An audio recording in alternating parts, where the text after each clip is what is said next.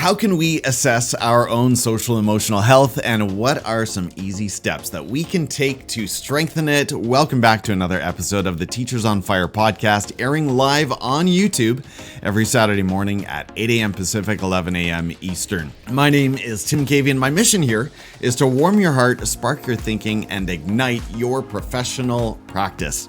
Today's Teacher on Fire is Wendy Turner. Wendy is an experienced elementary educator in Wilmington, Delaware, with tremendous passion for and expertise in social emotional learning.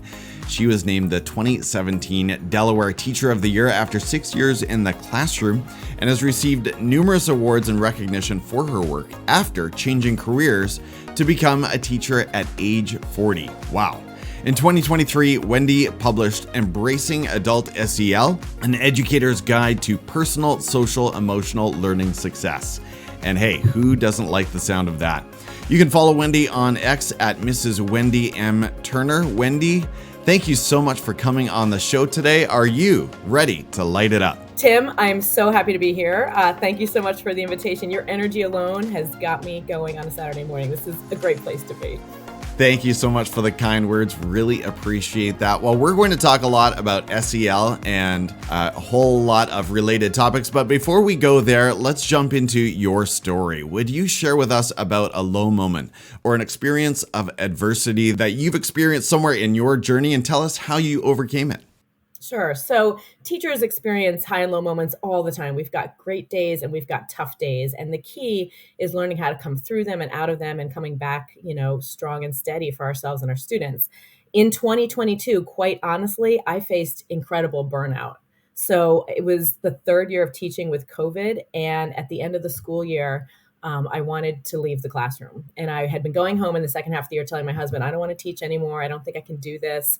And that was heartbreaking to me because I love being a teacher. And ultimately, at that moment, that summer, I left the classroom.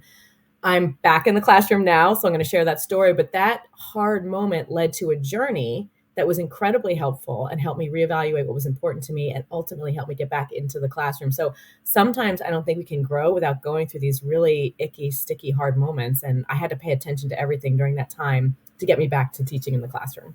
Thank you so much for sharing that. That takes a lot of courage, I think, to be that transparent. And I'm sure that resonates with teachers out there. And I think it gives them hope. I hope it gives some educators hope that, yes, sometimes we need that time away, but that doesn't mean that it's the end of your teaching story.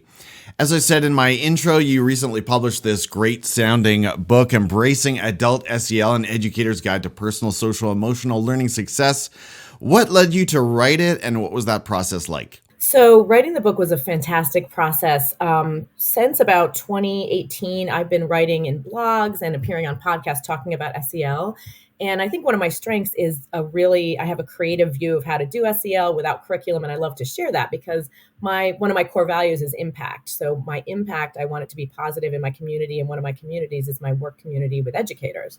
So I started to think to myself, in this year off, remember I left the classroom, I actually taught college for a semester, and that was a fantastic job. It just wasn't the job for me, and I just knew it pretty quickly. So I taught for a semester, and then I left that job, which was even harder to make a move and then say this isn't right.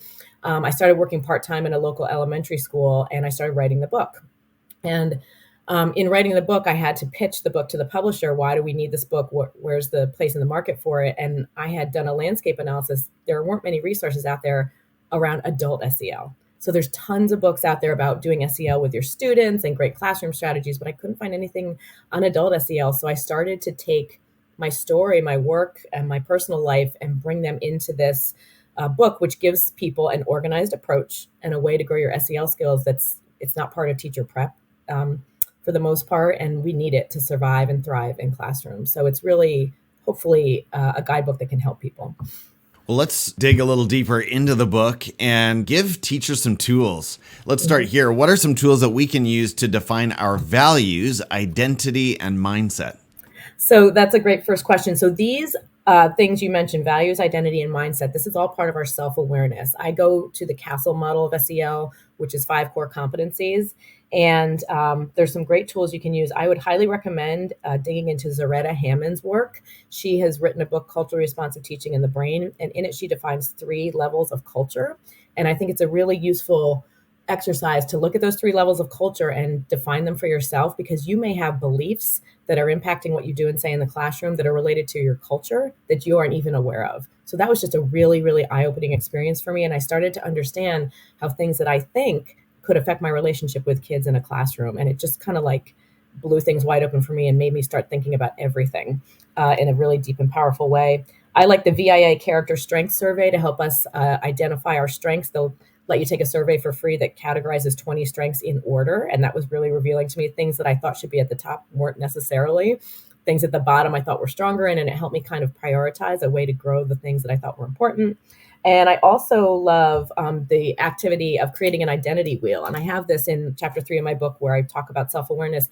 You just have to look at these different pieces and components of you, yourself, and your life and lay out who you are and how you are. And that can help you understand how you show up in the world, and particularly how you show up in your classroom. On my walk last night with my wife, we were talking about making decisions in an organization and how so often it just comes back to values. Would you agree with the comment that when we're clear on our values, that just makes decision making so much easier? 100%, absolutely. When I was writing my book, I was actually reading a book by Pete Hall called Always Strive to Be a Better You. And there's a section that he has where you identify your core values. Now, there's a list of like 100, so you freak out and you're like, oh my God, I want to have 20 core values, and you can't.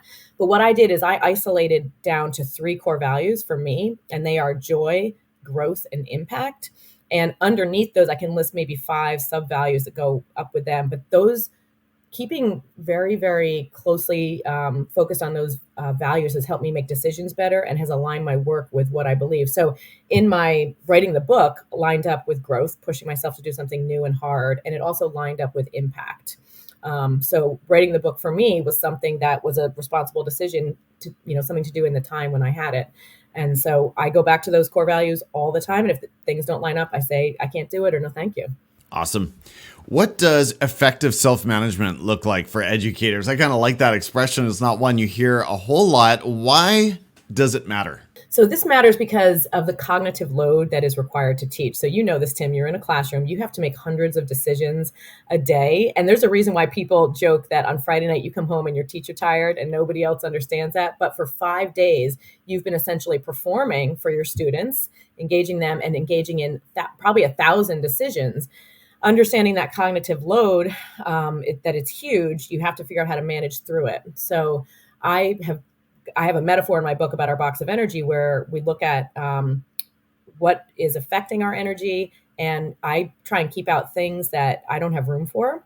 Also, effectively managing in the moment, things like reframing negative thoughts, which is a concrete research-based strategy which helps you deal with negative situations, and also using affective language, which helps you express your emotions with an action tied to them.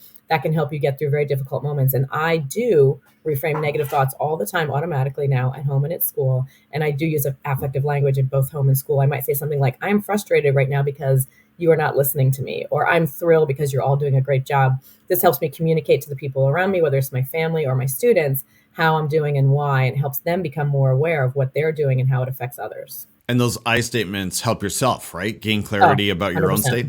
And sometimes I actually have to stop and breathe and think for a minute to create my I statement and then say it out loud. And sometimes kids watch me doing this, and I think that's a valuable modeling technique to have for them, because modeling SEL skills in the moment is what kids need as well. Absolutely. We talk about that all the time. Thanks for joining us, Teachers on Fire. If you're getting value from this conversation, give the video a like wherever you are tuning in. Wendy, empathy is a hot word in education right now, but you ask us to take a closer look. So talk about what it is and what it is not. So empathy, of course, this is the secret sauce in the equation of being a successful human being. And we always start with the metaphor of walking in someone else's shoes, understanding how someone's feeling. And I think that's a great place to start. But I think if we stop there, we're not doing enough. I think that empathy is curious, connected, and active. I think we have to act in light of that understanding, or else what's the point of having the empathy, right? I also, through my work, have researched and read a lot of articles. A game-changing article I read is by Amanda Morin, and she talked about 7 ways to show empathy. And that has changed my life at home and at school. And I'll tell you what empathy is not. It's not doing what you want in the moment, right? It's understanding what someone else needs, and it's not fixing things. which we're used to doing. So if someone's like struggling and having a hard day and you say, well, just do this, or at least you have this, that's not empathy. Empathy is like being there and being present and being like, I see you, I hear you, I feel you, I'm sorry. What do you need? And sometimes it's just silence and solidarity with someone and next to someone. So I think empathy, we have to go a little bit further than that metaphor. The metaphor is a great place to start, but we've got to think about our empathy practice and how we create a positive impact on the people who need it in those moments. I think that is a great distinction, that it's not always about fixing things. There's sort of an old joke about husbands always trying to fix things, right? And sometimes we just need to sit there and listen, and the same goes for us as educators. Wendy, can you share 1 to 2 practical strategies that can help us build stronger relationships and connections with both our students, which we hear about all the time, but also with our colleagues? So I think that the most powerful practices I've engaged in over the past few years are listening, right? Asking questions and listening, and watching and seeing who needs something in the moment. So a lot of times students that are struggling, we think, they're misbehaving or they're not doing what they need to do. When we just kind of watch and observe and then ask targeted questions, we can figure out so many things. And I think you can do that with your colleagues as well. You can observe your colleagues or be present in your school building and kind of watch and see who might need a lift or who might need a little boost or connection, and act there too. So a lot of what I do is like quietly watching and listening and then deciding where I can put my energy to help someone. So stop, look, and listen, and then ask questions, and then decide where to put your connection energy, if you will. And when we are doing that listening, would you say it's pretty important to remain focused, keep that eye contact? I'm talking on a really practical level here, but I'm thinking about all the ways we get distracted by phones and smartwatches and everything around us. So I even address that in the book, in the chapter on relationship skills, because literally doing those things is so important. And we're all just, inches away from our phones and everything else going on. It's really, really hard to do that well. But I find that the benefit when you do that is really significant. So once you do it and you're like, oh, this is really fantastic, how I just had like an actual back and forth conversation with someone where I didn't think about anything else. It's so wonderful that it builds up the desire to do it again. And then every time you do it, you're building your skill level, right? Because we build skills with practice. And my book is about empowerment through skill development. Love it. Repetition is the key. You've created a sort of self-diagnostic for teachers in terms of determining where we are with social and emotional health. Could you walk us through what that looks like? We don't have to diagnose me right now, but Yeah. Go ahead and describe what that looks like.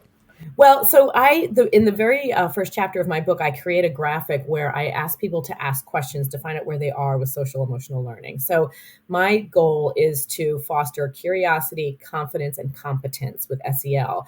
And what I'm asking people to do is to answer questions so you can understand whether or not you're in a curiosity zone, a confidence zone, or a competence zone. And even outside of there could be the fear zone, right? The fear zone's like, I'm not touching that thing with a 10-foot pole. But research tells us that we need to be doing SEL, and why. I think we have trouble with the what, okay? So if you are curious about it, you're going to start asking questions like, what is SEL and how can I do it? And how can I do it at home or at work? If you're confident, you're going to say, all right, I know what it is, and I'm going to try some things, and I have tools that I can access to do that. If you're competent, you know exactly what SEL is. And here's the big one.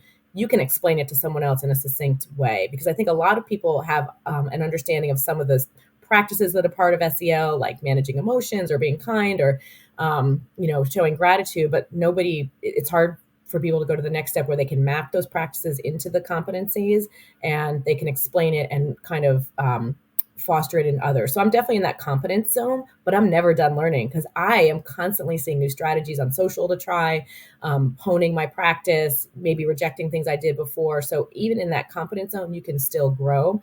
And so I actually want to say maybe not that word social emotional health, but just where you are with social emotional learning, because I'm not in a position to determine someone's health around this idea or not. So just knowing where you are in those zones. And I go into that deeply in chapter 1 of the book. Self-awareness is so helpful. It's an essential part in terms of strengthening and improving our own emotional health in the classroom and in our practice. Outside of education, Wendy, we'd love to hear about another area of learning for you. What is it that has ignited your passions outside of the classroom and brought you alive as a human being? So I'm going to share just a few of my hobbies and things that I like to do that are so outside of education. They keep me going. I love to garden. I love to run. I love to read. I love to travel. All that feeds me as a human being and keeps me excited and alive about the world so that I can bring that energy and passion into the classroom and I can share certain things. An area of learning for me is writing, Tim. So going from doing blogs and podcasts to writing a book, having to do an outline. And then, I started writing in January and my book was published in December. That was really, really hard. And going through the editing process, that was awesome for me. Something else I'm working on right now is submitting a manuscript for publication in a journal. So that's another level of writing that's much more academic and research focused than some of my previous writing. So I'm pushing myself to develop those skills and become a better writer because one of my goals or core values is impact.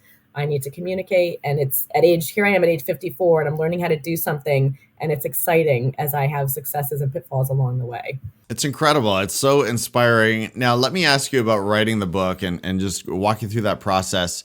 When you publish short content, blog pieces, for example, you get immediate feedback in terms of views and reads and responses and comments. When you're on that journey of writing the book, is there any way to get reinforcing feedback along the journey, or is it just that you just had that goal throughout the entire 12-month process and you just persisted? You just persist. So you have to trust your editor because I have not done this before. You have to trust in yourself. I reached out to someone I trusted to write a foreword and he immediately got the book and said, yep, I'm on board to write the foreword. So you have to trust a lot. And as you're writing, you don't know what that feedback's going to be. You don't know if your book is going to be well received or if it could be a slow burn for it to be read. You just don't know. So you have to have a lot of trust and you have to put your fear aside and move forward.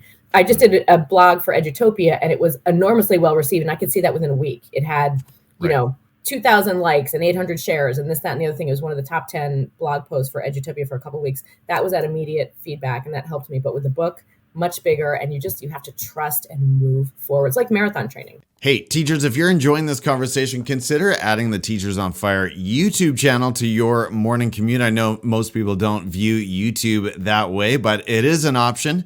Wendy, share about a personal habit or a productivity hack that contributes to your success and keeps your fire burning, and maybe it relates to this journey of the book. Yeah. So I like to walk outside and I like to run outside in the warm weather. And when I go outside, my hack is I don't take my earbuds. I don't listen to music or podcasts. I listen to nature and I think. And some of my best ideas have struck me in those times, walking or running alone for 30 minutes. We're in a world where we're constantly being bombarded with information and stimuli and input, and being a teacher is very social. You're on for 8 hours a day. You're with humans all day. So my hack is to just leave those things aside when I'm outside so I can appreciate nature in a mindful way. And then, man, it's like lightning bolts come in my head. And that's where I get ideas. And I'm like, all right, let me go home and do this. So that's helpful for me. Tell us about one person that we should follow on Education X, as we now call Teacher Twitter, or LinkedIn, and share why they've been inspiring you lately. All right, so I'm going to share 2 follows on X, and they're not in education necessarily, but they're amazing to me. One is called Science Girl, and she has millions of followers, and she just posts like the most beautiful, glorious scenes from nature or human beings doing something kind or something gorgeous, and I just love it, and I show them in my classroom. Another one is called Nature is Amazing, so you can tell I like nature, and they just show beautiful scenes and things from around the world, and sometimes I show my kids videos of like an aerial view of like islands in the Pacific, because that really calms everybody and gets us ready to learn and work. So I love Science Girl. She also posts like puzzles and things to solve, and Nature is Amazing on X. Okay. Science Girl and Nature is Amazing. Point us to an EdTech tool that you currently love using there in your 3rd grade classroom or somewhere else in your professional practice. So I love Flip. It used to be called Flipgrid, Microsoft Flip. My kids are 8 and 9 years old. They love making videos. Every Friday we have Friday Flip Fluency, and they read into Flip. So they're like doing a podcast of themselves almost, Tim, where they see themselves and they can do all these cool filters. The room is the most beautiful it is all week with this quiet, steady hum. And the kids are actually like reading a book and they'll be like, let me show you the picture. Here it is, boys and girls. And they're practicing their fluency. I just love it. It's simple and it's great.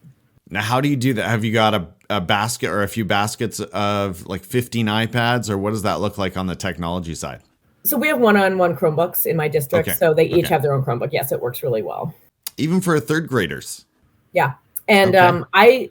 since 2020, I've peeled back on my tech because kids need to learn how to talk to each other and use a pencil, and they don't know how to do those things very well. So we don't even touch a Chromebook until after lunch. But that is something on Fridays we always do, and they look forward to it.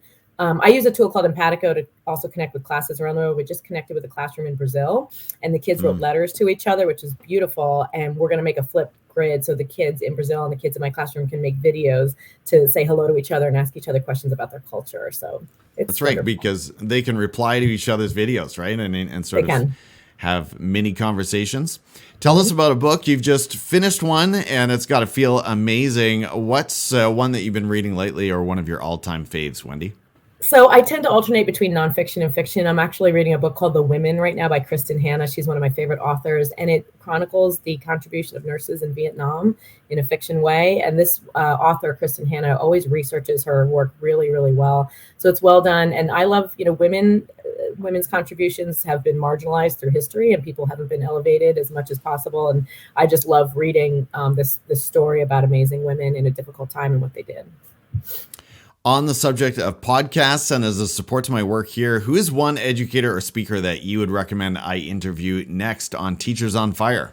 All right, so I thought about this really carefully. I recommend that you interview Chris Woods. He's on X as Daily STEM. So he has a podcast. So I think the two of your minds meeting about the journey, trials, pitfalls, advantages. I've now been on both of your podcasts, would be awesome. I think you guys would love each other and just really connect. And he shares so many awesome things on Twitter. I think he's a middle school math and STEM teacher. I love him. He's written a book as well. He is fantastic. Just for fun, Wendy, on a totally different note, what are you streaming during your downtime right now? Or you talked a lot about nature. Maybe there's not a whole lot of streaming going on, but tell us about it. Well, so one of my practices is when I get home from school at 4:00, I watch TV for an hour. That's how I decompress. And I'm honest, because of my cognitive load, I'm watching like really formulaic food shows. British Baking Show and Top Chef are two of my favorites. I just need an hour to like sit and not think and be entertained. That's where I'm going. Right. Awesome. And what are the best ways for the Teachers on Fire listening to follow you and get connected? So on Facebook, I have a Facebook page called Wendy Turner Everything SEL. I post resources there and share things. Please reach out there. Also on X, as you mentioned, I'm at Mrs. Wendy M. Turner, and you can also find me on LinkedIn. Sounds good, Wendy. Again, thank you so much for sharing your time with the podcast today. This has been fun and enlightening. And I have to say, Wendy, I've forgotten since the last time that you were on the show. I've forgotten just what a great communicator you are. That was really high value in a short amount of time. Teachers on Fire. I'm your host, Tim Cavey, and I'm so grateful that you too decided to spend some of your day listening to this podcast, whether you joined us on the video version or somewhere in the audio only podverse. I hope that in some way the content you heard today from Wendy Turner sparked your thinking and ignited your practice. And I'll meet you next week right here on the Teachers on Fire podcast. Take care, everyone. Bye-bye. Take care. You can still go. Even when you feel slow, you can still go. Even when there's no hope, you can still go. I never answer to no, man, I still go. Go, go.